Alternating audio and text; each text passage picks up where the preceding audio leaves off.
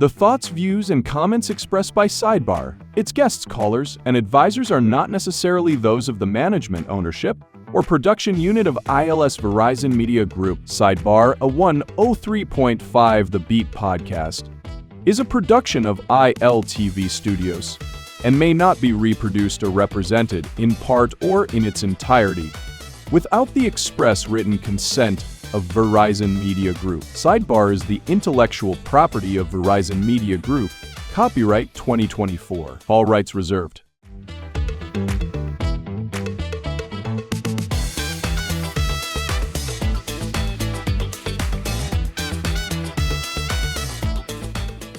Welcome to Sidebar, 103 The Beat podcast powered by ILTV.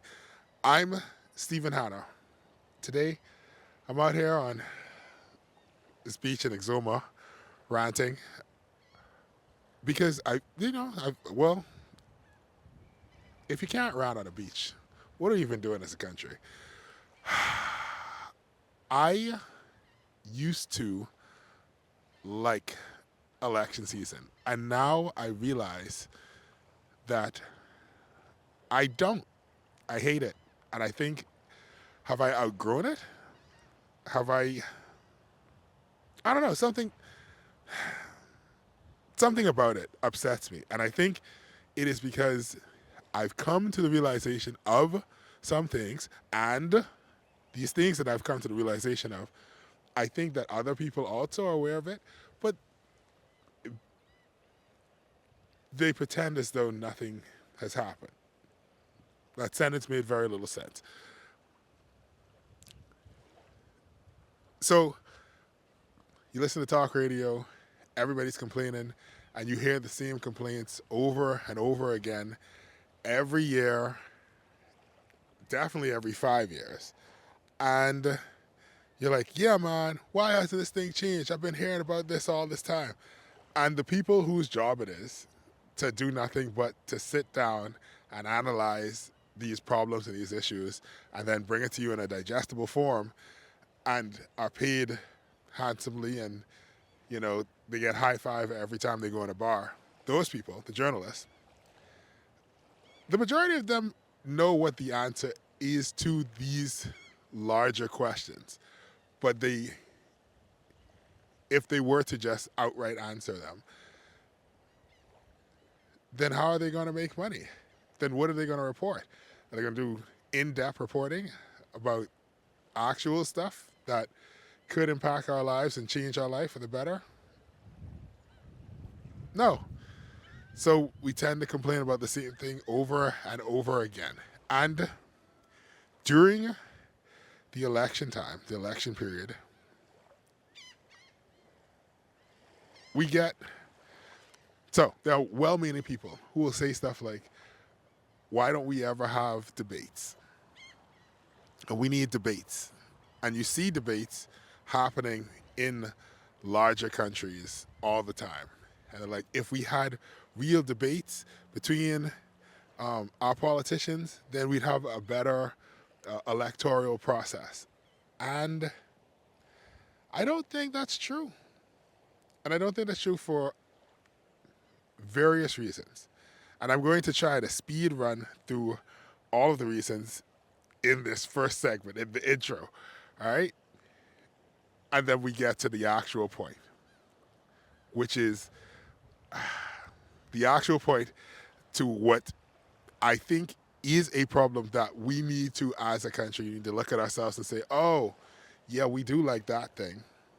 And do we like that thing more than we like fixing the country, more than doing the hard work? So, when people say, oh, we need debates, what are they actually saying? Because, well, first of all, in order to have debates, you need to have proper information, all right? Because other than that, we're just going by who sounds the best and who dresses the best and who has the best inflections. And don't get me wrong, while that may be a wonderful thing when you are in high school on a debate team and they're like, oh, the high school debate captain, we want you to tell us about something vague. what does the future mean to you? And then they just stand up and they're like, the future is important. If that's what you mean by debates, then by all means, you don't actually need information. However, if you want to have an actual debate that means something, that moves your life forward, you want the persons on both sides or wherever they fall in the debate to be speaking from facts and figures, not just we need something different. You don't feel like it's time for change? I guess, but in what regard? What are we changing to? Are we changing to something better? How do we know that we are not? I hate the fact that all the good adjectives are taken, because now me saying change sounds like I'm talking about the COI, and if I say, are we progressing in the right direction, that sounds like I'm talking about the PLP. But we don't know if we're moving in the right direction if we don't have the ability to say, okay, let's measure where we were here and where we are now, and what are the variables and what all the different stuff. There are numbers and facts and figures, all right? When I listen to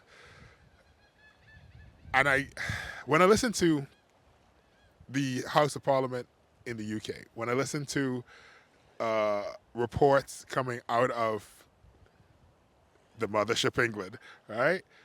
You hear persons be able to say, because we fed kids breakfast, we know that the economy improved by this many percentage points. Because parents had this much more time with their children, we know that their lives were this much more productive. And they can trace from point A to point B, where over time and as a result of this initiative, this happened over here. Or closing down this daycare caused this community to have issues. But then also opening this youth center helped this community to improve in this direction and this way. But in the Bahamas, I don't feel like we have that. We don't have those numbers. We don't have those facts and figures. Even, I mean, a couple months back, where persons were saying, when the Prime Minister says that the reduction on VAT is going to save Bahamians X number of $1 million, and then the newspapers are reporting, well, that's only like $11 a person, all right? Which, of course, was not the way, because there's me and media in a mode, and like the newspapers they did a mathematical fallacy, all right? And the reason they couldn't actually give you what the actual average Bahamian, all right, what is the number that is going to be the most occurring number that the Bahamians get to save as a result of the VAT reduction, is because the Bahamas National Statistical Institute hadn't released the figures yet in order for them to even do the math themselves or check the working or to have this conversation. Those numbers haven't come out yet, right? And because those numbers haven't come out, everybody who spoke on that topic, which of course, and we have the blessing of short memory.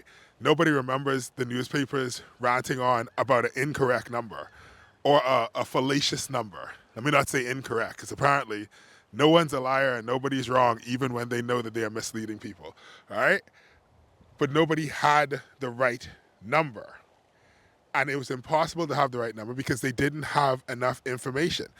And even though they didn't have enough information, even though they knew they didn't have the right number, they still went on because it sounded good. And it was a good talking piece for television, for radio, for the newspapers, and it sold units. And when you sell units, then you can have commercials, and that's how you make money when you work in news and broadcasting, because it's, for lack of a better term, people like that, all right? I'm going to say it's sexy, for lack of better terms. But you need numbers, and numbers are something that are hard to come by, all right? And that's not in defense of anybody. That is to the fault of everybody. We are, various governments, successive governments, have failed to give us the numbers that we need in order for us to know properly, for us to judge fairly which direction we're headed in. And so we're all going by feeling. Do I feel as though I've improved in my life? All right? Do I feel like my life is going in the right direction? But of course, we have such short-term memory that people who were alive in the 70s are just so happy to be making $40,000 that they don't remember in the 70s when they was making $13,000, they could have bought a piece of property for $5,000. And now their children will never experience that. And their children will probably never own property unless something radical and revolutionary happens. All right? That lack of information that the governments have failed to give us and that we failed to ask for and that we failed to sit down and just remember, right, how much bread cost 5 years ago. I was shocked when I found out bread cost more than $4. It's like, what is happening? And it's because I went like a year or so without eating bread. And that's on me. See, that's where I have to take responsibility. I stopped eating bread. And so I myself didn't realize that the price of bread had gone up. But I say all that to say, one, you need numbers in order to have a proper debate. You can't have a political debate before an election if there are no numbers available. What are they going to do? Stand up on stage and say, during this time, the economy did 1%, 2%, blah, blah, blah, blah, blah. Why is this? Outside factors. Okay, what is your plan? My plan is blah, blah, blah. My plan is blah, blah, blah. We already have that, all right? And there is no way to interrogate the actions of previous administrations, present administrations, what is happening on a local level, what's happening on a national level. There's no way to interrogate it without the facts and figures. So that's the first issue. The second issue is when you do get the facts and figures, nobody cares. And part of that is because the persons who are responsible for making it bite-sized and digestible and interesting don't. They themselves are bored with it. And I say that because although I am saying that we don't have it, it's not that we don't have the numbers, it's that we don't often get the numbers in a timely manner. We often get estimates and budgets and stuff, but we don't ever come back and say, okay, let's interrogate this stuff until a time like now when it's like, oh, it's election time. Now it's time to hit hard and figure out X, Y, and Z. But nobody's actually sitting down and actually crunching the numbers and saying, well, because this number was here, it affected this thing over here. No one's doing that. But also, we already have debates. We have debates every Wednesday between all of the political parties that matter. Literally, every political party has the opportunity, and when I say every political party, I mean the ones that are on everybody's lips right now. The PLP, the FNM, and the COI all have seats in the House of Assembly. Or, well, House of Assembly is dissolved. But the House of Assembly, your contribution, this is the debate. This is a debate. It's described as such. When they say, oh, we're having a budget debate, we're sitting down here and we're arguing what is the merit of this thing, blah, blah, and nobody watches it. And besides the fact that nobody watches it, the persons who are on talk radio, they don't watch it. And they don't sit down and say, oh, let me figure a way to put this in human people English to say what is being said.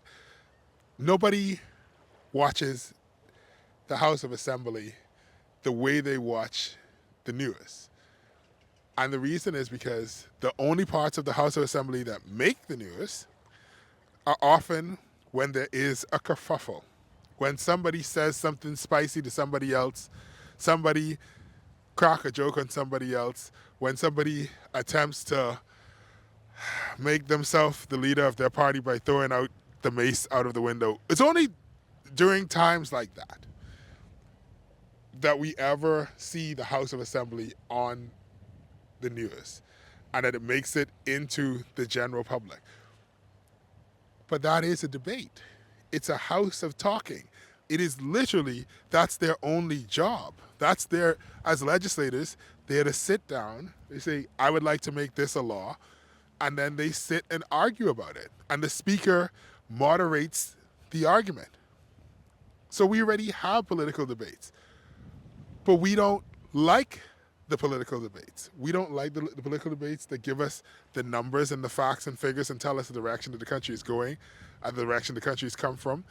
And then once again, COI is in the House of Assembly. Iram Lewis is a COI seated member of Parliament. I think that's his name. Could be wrong. But I know they have at least one inside the House. The FNM has representation. The PLP has clearly representation. So what are we actually asking for when we say we want to debate? We're not actually asking for information to be dissected and interrogated and put through the ringer and find out, okay, what is the best thing for the country? What is happening? Is the country moving forward? Is it moving backward? Are we stuck in the same position and we can't get in to drive because the transmission is shot? That's not what we want. We want entertainment. We want entertainment. And we must ask ourselves, to what detriment? Like, where does that put us as a country? Because if all we're looking for is entertainment, what happens if that's what we get? And so that's what I want to talk with you today. We're going to take a quick break. And when we come back, we're going to have that conversation about what happens when we get the entertainment that we're looking for. Anyway, you're watching and listening to Sidebar, 103 The Beat podcast, powered by ILTV. I'm Stephen Hanna. We'll be right back.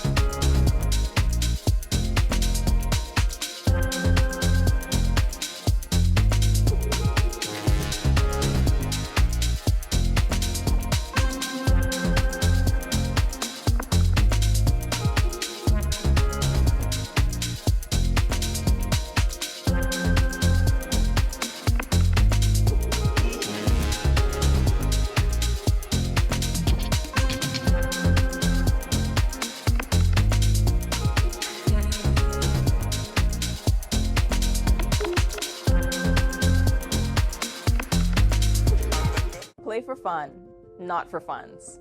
In the Bahamas, we play hard, but we live smart.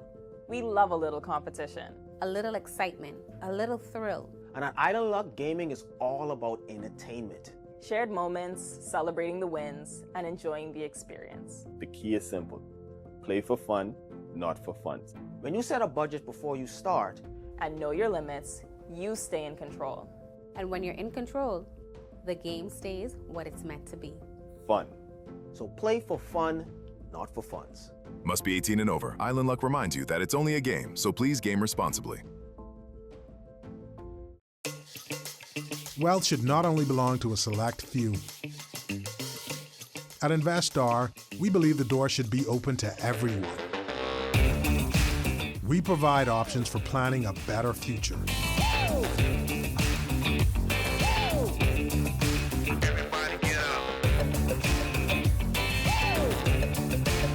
Our investment funds are designed to assist you in reaching your long-term financial goals.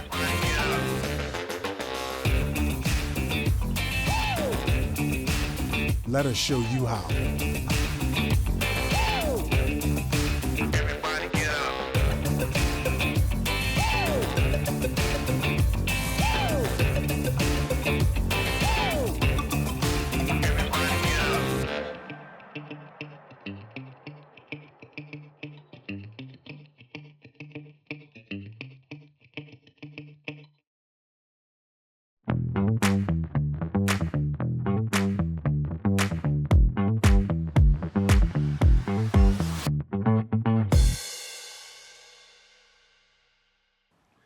Welcome back to Sidebar, 103 to B podcast, powered by ILTV. I'm Stephen Hanna. Today we're talking about entertainment, but we're talking about it in a political sense. And we're talking about, because oftentimes we think that we want one thing, but it's really something else that we want. And we started off talking about how people are always saying, man, we need political debates. But we have political debates. We have the House of Assembly. Nobody watches it. Nobody cares about it. It's long and it's boring. And it happens every Wednesday when the House is in session. No one cares. You got the Senate. Nobody cares. What people want is entertainment. And that's why they only watch the House of Assembly when people are shouting and screaming and when people are cracking jokes. And the politicians, to a large extent, know this. And that is why they have, some politicians have more charisma. They know when to crack a joke, all right? And that's, you got to do that to keep the people there, all right? Because the people want entertainment. The people don't actually want the information, all right? That's why they speak with a certain cadence when they are talking out in the public, because that's what the people want. The people want that, you know? And even outside of politics, we fall for it because there are persons who will hear somebody speak with the cadence of an illiterate Southern Baptist pastor from the early 1900s. And they'll say, you should be a pastor. And it's like, why? Because he's learned a particular song that resonates with you? The fact that somebody can sing doesn't mean that they should be a politician. The fact that somebody can dance doesn't mean they should. But because they are speaking in a certain tone and it reminds you of something, you're like, oh, you're anointed. Like, is this person anointed? Or have they practiced talking in a certain way? It means nothing, right? But that is the world we live in. Because if you speak in an entertaining way, if you move in an entertaining way, if you're able to capture the audience in an entertaining way, people will give you a chance to do whatever it is that you're saying you're going to do, even if you have no proof that you're able to do that thing.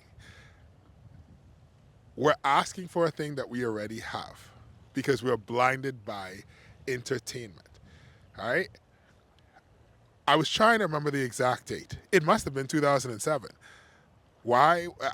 In 2007, I went to some PLP rallies, I went to some F&M rallies, and I wanted, because I'd never been to a rally before, and me and some friends, we were recording it, and we just was like, we wanted to experience it, wanted to see what the people were talking about. And I remember being at an F&M rally in Cat Island. It must have been 2007. I remember Tommy Turnquest, which is such a weird thing. His name is Orville. But remember Tommy Turnquest was up there speaking. And this was in Cat Island. And he was giving facts and figures. And when I say me, the non-F&M there, was the only person listening to him.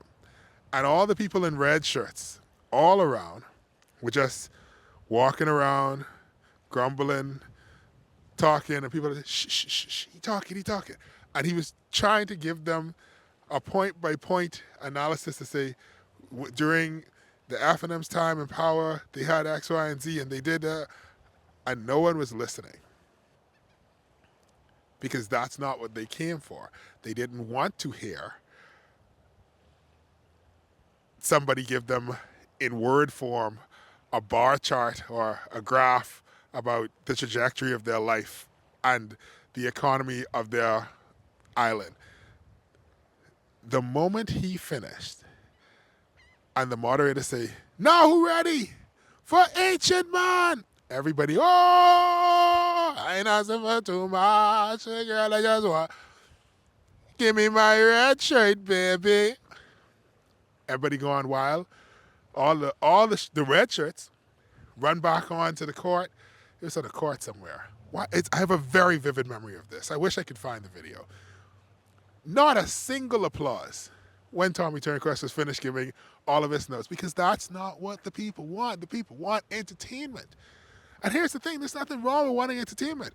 I think the Ancient Man is a living legend. He is Exuma reincarnated. He is one of our greatest Bahamian musicians, and he has not been lauded enough for his work, for his effort, for his contribution to Bahamian culture and Bahamian society. So please do not take this as me disparaging the role of entertainment in our daily lives. Entertainment is important. When Karl Marx talks about religion being the opiate for the masses, if you were to expand that in a secular form, right, the world is hurting, right? It's not saying that religion is doping you up. It's saying that you are in pain and that you seek relief from this pain, and so you go to religion through that. In the same way, when you are in pain, when you are sad, and when you are lonely, and you are looking for relief from that, right? There's something about entertainment that takes you away, distracts you from the momentary pain and suffering. So there is a place for entertainment, but entertainment is not the solution. Entertainment is a part of a holistic course of treatment. So you cannot only have entertainment when it comes to addressing the nation's ills and the nation's problems. It's not enough to have a song and dance. However, we can see in today, my God, that's over 10 years. That's 20 years ago.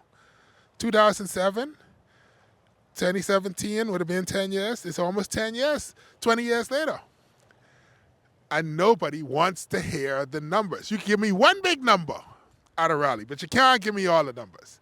We are not here for that. We are here for you to incense us, to inflame us, to make us upset with the other people and say, we's the only ones who are doing it right. But now, how does that translate when it's actually pushed back against? There is not a single political party that is in the House of Assembly that if their followers repeat exactly what's on the rally stage, that if somebody pushes back against it, that the average follower is prepared to respond. And this is a problem because what everybody is going off of is feelings.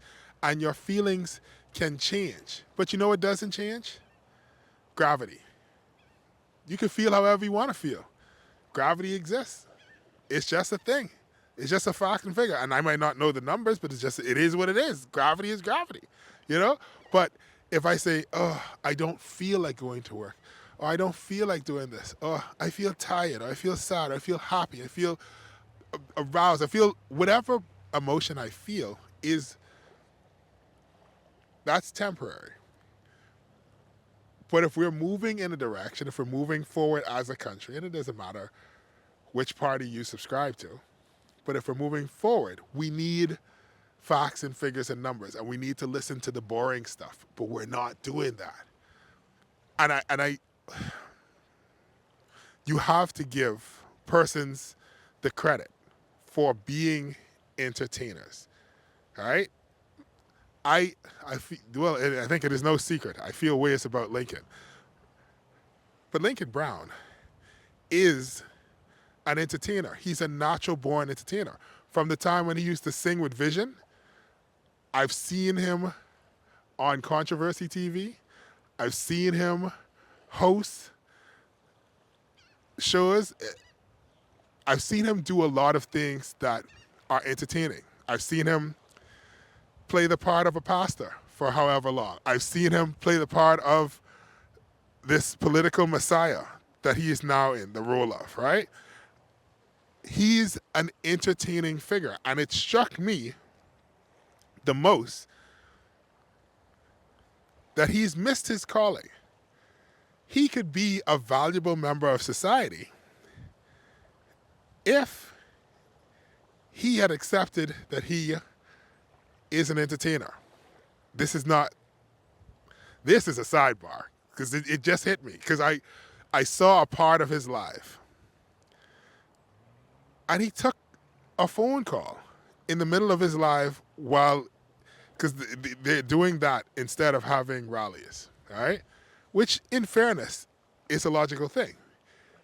As a far-right party, the COI should not expect there to be a massive turnout physically for them. Because people are going to say, oh, you support the COI? And so there are persons who support the COI in secret, who will never wear a black shirt, who will never do that. So I fully understand why he won't have a rally. He's having a live. Cool. People can watch from the secrecy of their own home and never have to live with the consequences of their action. And he's taking phone calls. He is doing the thing that persons who are in media take forever to master, how to take a phone call. He says, caller, you're on the air. And he navigates the pitfalls of responding to somebody who is born of Haitian descent, who supports everything that he says, but questions, well, what is her role in society if he is saying all these things about persons born of foreign parents? And we can hear his followers, they clearly is like, send her home. And she's saying, this is the only home I've ever known. Logical points all around, all right? Well, mostly on her side, not on their side. And he handles it with the expertise that I have not seen in years. This man was supposed to be a talk show host. He's a better talk show host than any talk show host that is presently on the air. He can wield an audience. It's like anybody can play music, but it takes a special type of person to be a DJ. Like, I could press play. I might know a song that people like, but to move an audience, to be a DJ, is a different skill set. Lincoln has that. He has what it takes to entertain. But is entertaining enough? And that's just a side question that Stephen has inside his head, all right? Because when we are looking for entertainment and we are distracted momentarily from the difficulty of actually, all right, well, how do we actually fix this thing? What does it take to get us from point A to point B? Building a house doesn't happen overnight. And people say, well, all you got to do is put down the foundation and the walls and never. Yes, but even in the step of putting down the foundation, there are steps within that step. A song isn't going to get us through that. Somebody who speaks well is not going to get us through that. What we need is a little bit of boring. And that's not to say every boring person is a good person or every boring person. When I say a little bit boring, that's the part where we come in. Where can we, because there are persons whose words are so infectious and the way that they speak them is so, it's just so delicious. They just talk well. They talk well, they move well, they sing and dance well. There's something about them. They have a presence, they have an aura about them, right? You're in the same room as them, they smell nice, they dress well. And you say, man, that's how I want dressed. That's how I want to be, right? Why can't I be? Can we remove all of that? And can we interrogate what they are actually saying? Because some of these persons are not politicians. Some of them are models. Some of them are just attractive people. Some of these people are not politicians. They're just people who can dress well. they can afford to have somebody style them. Some of these people are not politicians, and they're not legislators, because I should say that. They are politicians. They aren't legislators. They're not here to make laws, and they're not here to push laws and push legislative agendas. They like access to power, and they look the part that if you were watching television, this is what a person who wields power would look like. And so they look attractive, they sound attractive, they see, and it's entertaining, and it distracts you for a moment to see this person. But what are the numbers? What are the facts and figures? That's where we come in. So we're going to take one more break, and when we come back, we'll quickly discuss that. You are watching and listening to Sidebar 103 to B podcast powered by ILTV. I'm Stephen Hanna. We'll be right back.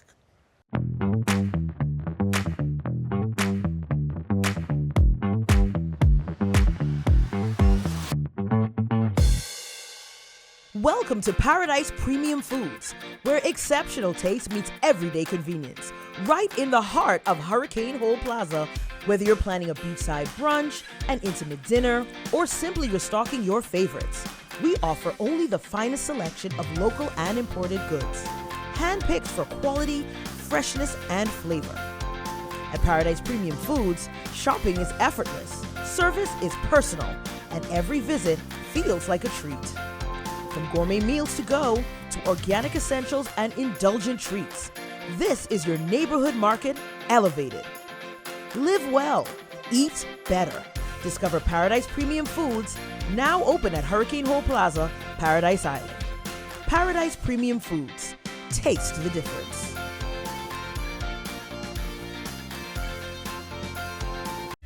Once something becomes the common behavior, it is the common behavior.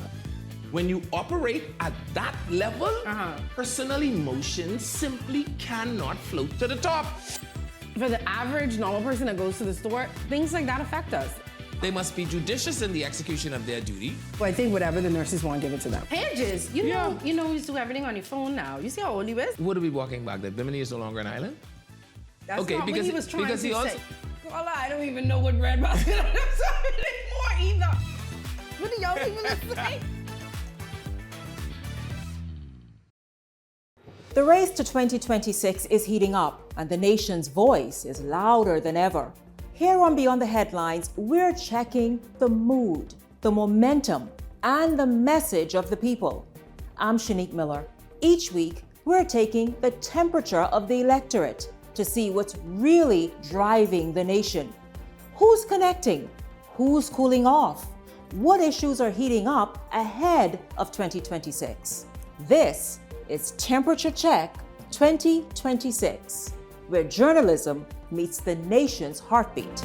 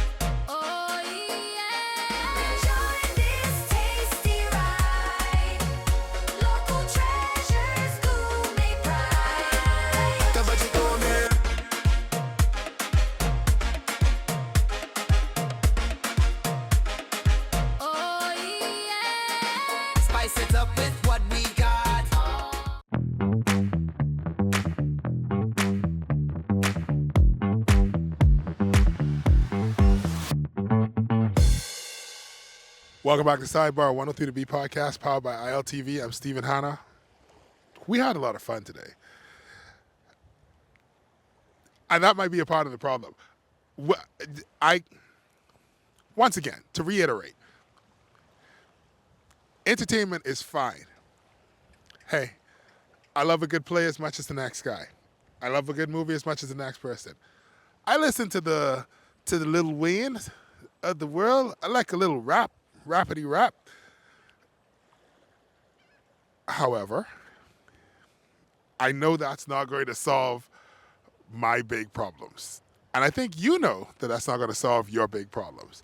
Sometimes when you're driving in traffic, you just need to listen to some music so that you don't pay attention to the fact that you're stuck in a 2,000-pound vehicle that is guzzling your money day in and day out at something close to $7 a gallon, and you have no control over it because there's no public transportation system that is working efficiently enough for you to navigate the island of New Providence or whichever island you live on. And with all those in mind, you have to get to work on time, because if you're 15 minutes late, then they're going to say you're super late, and then they start deducting money from your salary, and you're barely making enough to keep body and soul together. So all these things, you play some music. You play your little Fetty Wap. I don't know what people are listening to. I'm going to say Tarnash. I like his song, Girl, I Want to Hold You. So you play that, and it distracts you for a moment. And there is a place for it. It helps to lubricate society. It's that or drinking, right? And some people do both.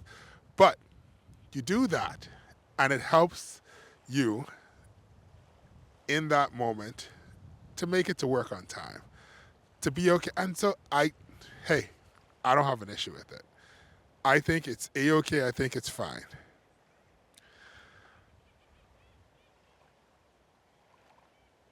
But is it enough? And it's not. And so this is the part where you come in, all right?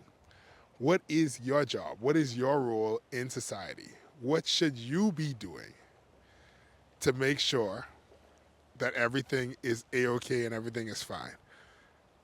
You can't just keep pushing things down the road and relying solely on entertaining personalities.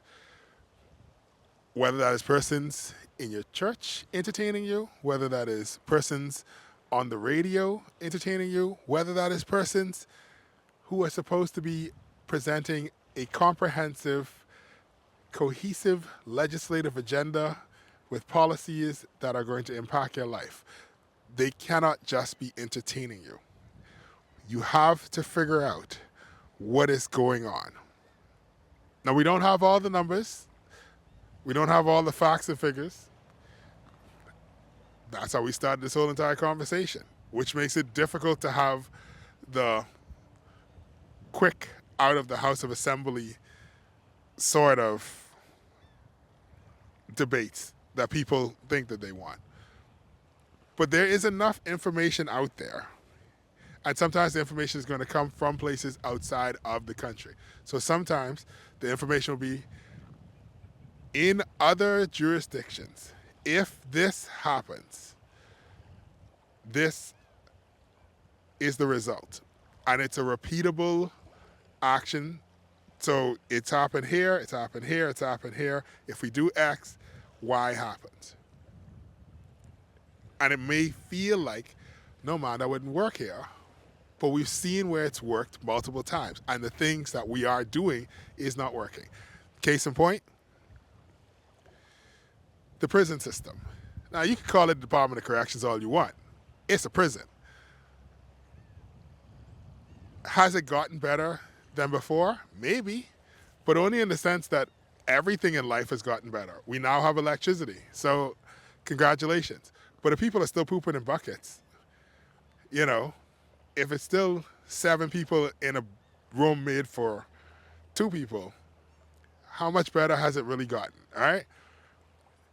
When you look at the Nordic countries, where part of their issue many years ago was they were super violent and they had horrible recidivism rates, and they were the worst of the worst.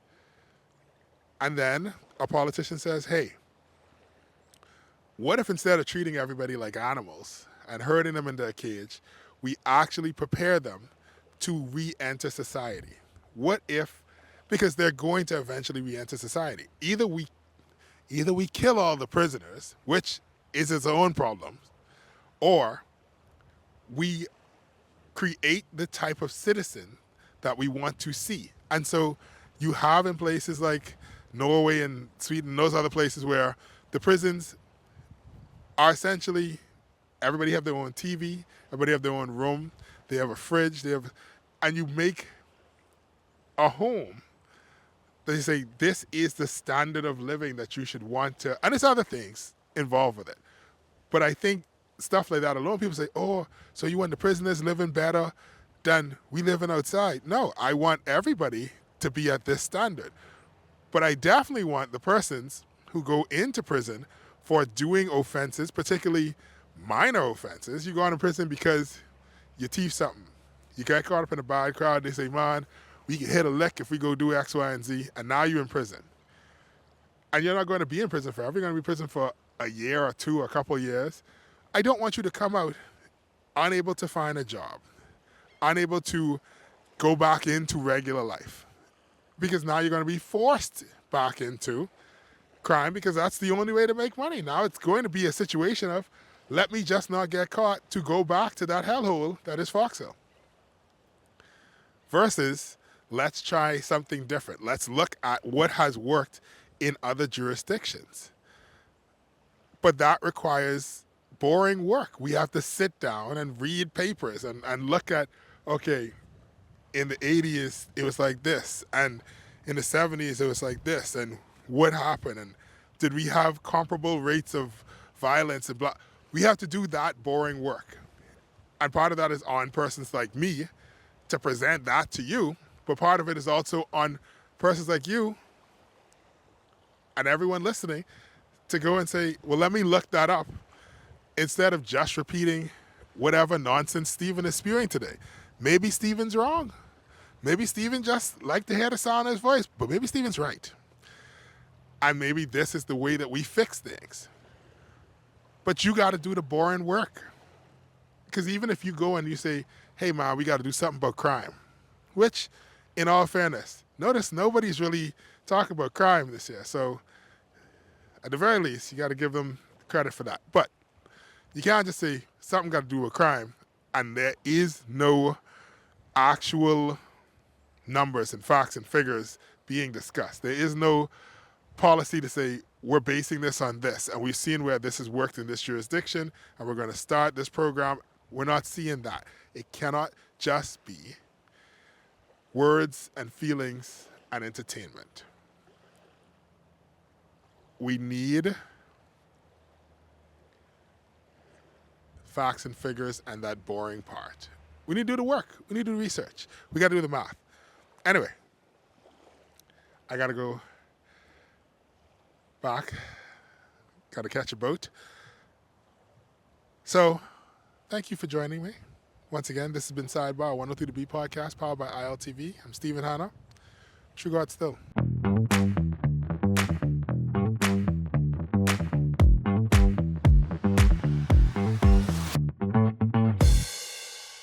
So you want a space.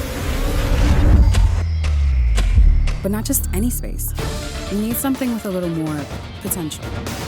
So how about 1,000 square feet of room to play with? Superb audio and video production capability, digital LED wall, full lighting grid, and about 124 seats to accommodate a full studio audience with so many other features.